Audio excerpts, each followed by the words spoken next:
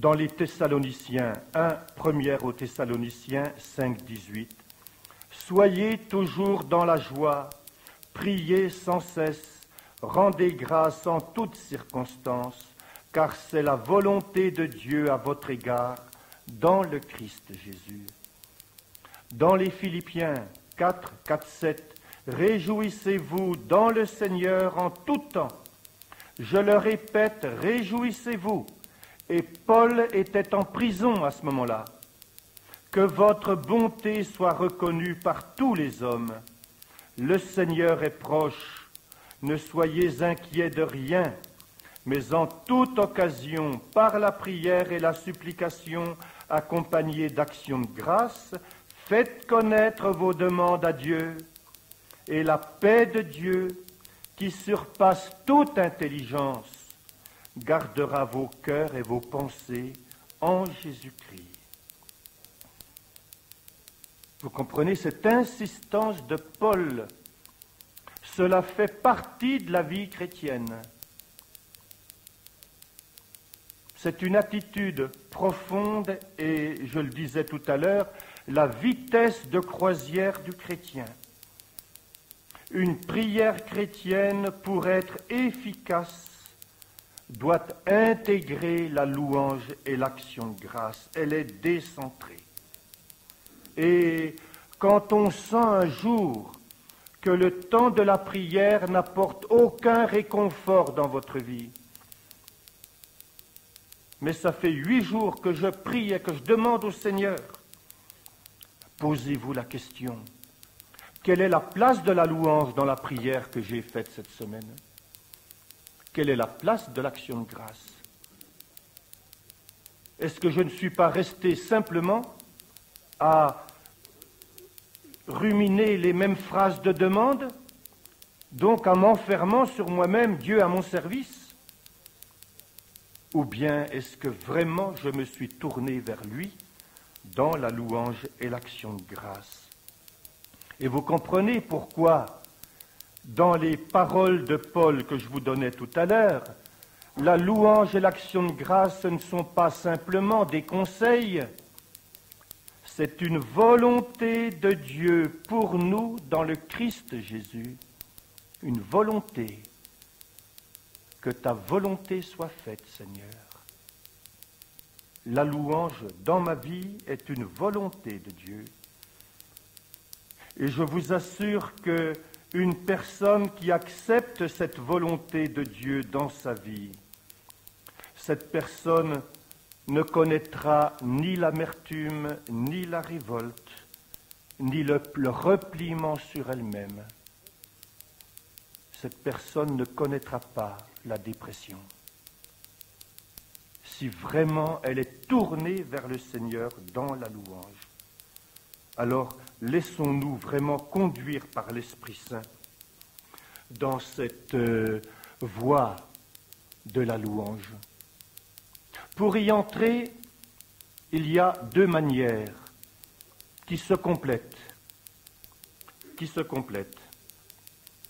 Une première manière, eh bien, c'est de louer activement, de rendre grâce activement pour notre Dieu et pour tous les bienfaits reçus. Je vous ai donné la différence qu'il y a entre l'action de grâce et la louange. L'action de grâce qui sait dire merci à Dieu pour tous les dons, pour tous les bienfaits que nous recevons de lui dans notre vie, au fur et à mesure où nous nous en rendons compte. Et d'ailleurs, qu'avons-nous que nous n'ayons reçu? Tout vient de toi, ô Père très bon.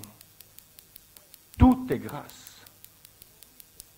Et quand vraiment nous avons commencé par nous rendre compte de cela, eh bien, nous pouvons prendre du temps pour énumérer ces bienfaits que Dieu nous donne tout au long de notre vie. Merci, Seigneur, pour telle rencontre que j'ai faite. Merci pour cette conversation que j'ai eue. Merci pour ces personnes avec qui je vis. Et là, le faire, je dirais, quand tout va bien, afin d'en prendre l'habitude, et que dans les moments où nous passerons par des difficultés, cette action de grâce soit tellement forte en nous qu'elle puisse nous aider dans ces moments-là. Mais ici, j'irai un peu plus loin dans cette énumération. Ne vous contentez pas de dire « Merci Seigneur pour telle chose ». Il y a une manière qui est encore beaucoup plus percutante pour nous. « Seigneur, je suis heureux des parents que tu m'as donnés et par lesquels m'est venue la vie que tu m'as donnée, l'existence. Seigneur, je suis heureux de ma mère et de mon père. Je suis heureux de la famille que tu m'as donnée. Seigneur, je suis heureux de la vie que tu m'as donnée. Même si je ne comprends pas tout encore actuellement, je suis heureux de la vie que tu m'as donnée. Et je peux énumérer certains événements de cette vie et bien les répéter devant le Seigneur. Je suis heureux du corps que tu m'as donné. Je suis heureux de la foi que tu m'as donnée. Je suis heureuse du mari que tu m'as donné. Je suis heureux de la femme que tu m'as donnée. Je suis heureux de la vocation à laquelle tu m'as appelé. Je suis heureux de la vocation à laquelle tu m'as appelé. Je suis heureux de la communauté dans laquelle tu m'as placé.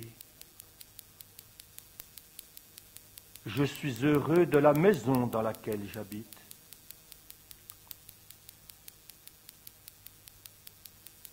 Je suis heureux de la santé que tu me donnes. Vous saisissez que à travers cette énumération et cette action de grâce, je ne peux pas me réfugier derrière des illusions. Il s'agit de débusquer tous les faux fuyants dans ma vie et de me retrouver en face de Dieu dans ma vérité.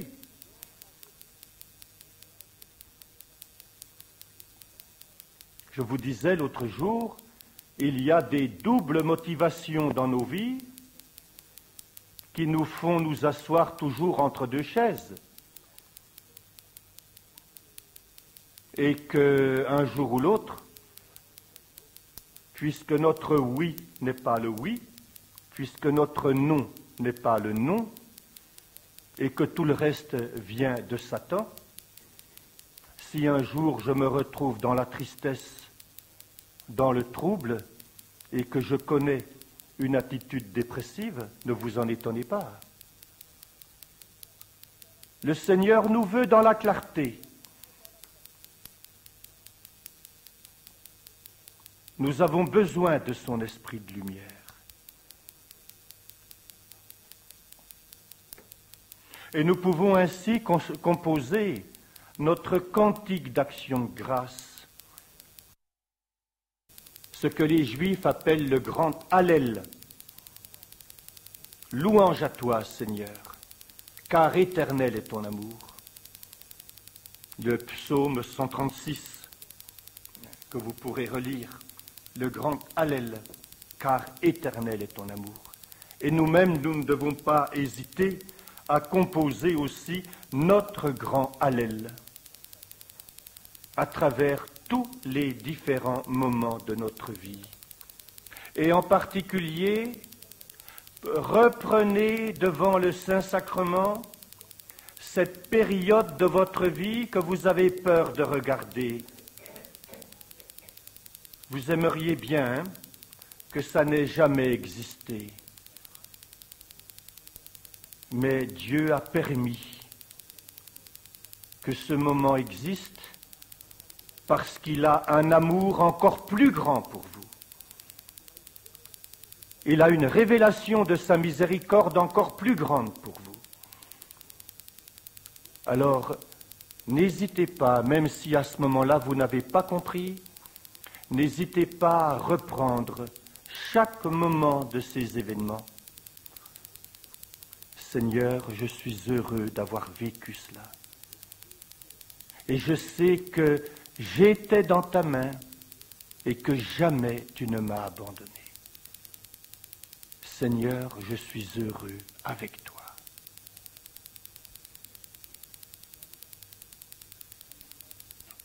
Et vous pouvez ainsi avoir votre liste de base, mais combien, lorsque vous avez commencé et que vous êtes entré vraiment dans la louange, et en particulier que les moments difficiles, vous les avez vraiment acceptés dans le Seigneur, vous verrez que les autres motifs de louange vont venir dans votre vie.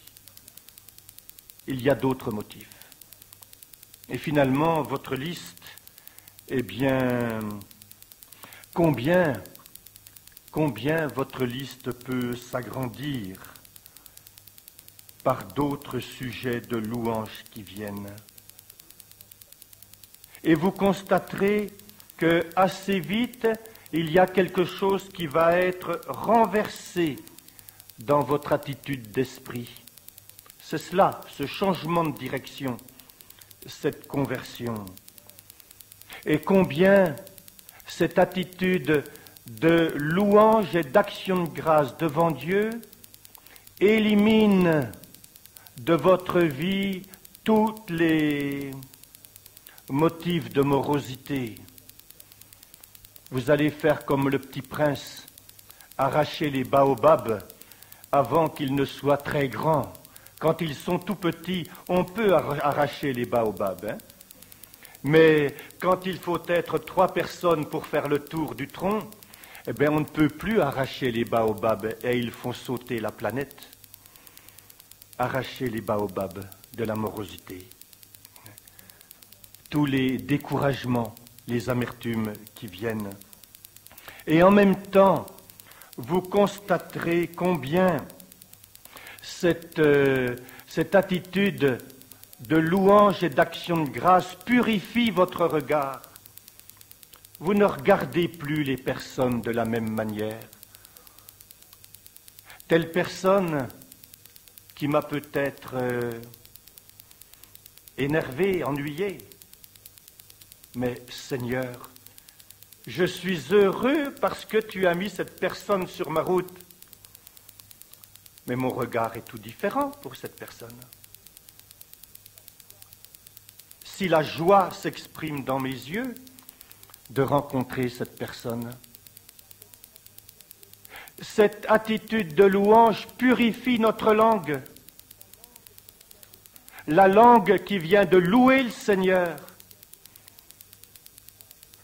Je ne peux pas l'utiliser pour critiquer amèrement la personne que je rencontre.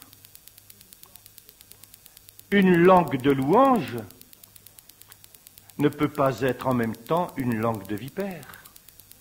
C'est pas possible. Combien cette louange vient purifier et notre langage et notre regard sur les personnes. Et elle nous libère de toute critique amère et inutile. C'est le premier temps de cette louange et il est nécessaire de l'employer déjà. Et vous percevez à travers cela toute la guérison intérieure que le Seigneur nous donne à travers la louange. Mais il y a un deuxième temps, ce que j'appellerais la louange volontaire par la foi. Parce que, peut-être pas dans votre vie à vous, mais au moins dans ma vie, il y a des moments difficiles. Il y a des moments qui frôlent la catastrophe. Il y a des situations qui sont vraiment dramatiques, inextricables, où je ne comprends plus ce qui se passe. Et à travers une situation comme celle-là, je ne perçois plus, malgré toute la vie chrétienne qui est la mienne, je ne perçois plus lucidement le projet d'amour de Dieu à mon égard, et où les tentations de révolte, de refus, peuvent vraiment nous atteindre très fortement. Et dans ces moments-là, il n'y a que la foi qui peut me garder dans cet esprit de louange que Paul nous dit comme étant la volonté de Dieu dans notre vie. Garder cette attitude de louange en toutes circonstances et en tout lieu, cette louange constante, elle n'est possible à certains moments que parce que j'ai la foi. Et qu'est-ce que me dit la foi? C'est que Dieu est tout amour. Et ce n'est pas parce que je traverse une période difficile que Dieu va mettre son amour entre parenthèses. Il reste tout amour éternellement, même quand moi, je traverse une période difficile. Et là, il y a aussi son amour, que je ne vois pas peut-être, mais il est là. La foi me dit que Dieu est toute sagesse. Donc, cette période difficile que je traverse, il la permet dans son plan, pour une purification, pour quelque chose qui va me permettre d'aller plus loin, moi-même dans la foi et dans l'amour et dans les relations avec les autres. La foi me dit que Dieu est toute miséricorde et qu'il est tout puissant. Il est tout puissant, c'est-à-dire que il garde la maîtrise de tout événement qui se passe dans le monde et de tout événement qui se passe dans ma vie. Dieu reste maître de la situation. Je ne vois pas comment cela s'inscrit dans son plan, parce que moi je ne le vois pas. Mais Dieu, lui, qui est toute sagesse, toute puissance et tout amour, il garde toujours la maîtrise de tout événement qui se passe dans le monde. Tout a sa place dans son plan d'amour. Et que finalement, Dieu a la toute-puissance de faire sortir le bien de tout mal que l'on voudrait faire à son œuvre et à ses enfants. Dieu a la toute-puissance de faire sortir le bien et le plus grand bien de tout le mal que l'ennemi voudrait faire à son œuvre et à ses enfants. Dieu fait tout concourir au bien de ceux qui l'aiment. Et il est important que je l'aime et que je sois de ceux qui l'aiment, car je sais que tout ce que je vis dans ma vie, Dieu va le faire finalement concourir à mon plus grand bien.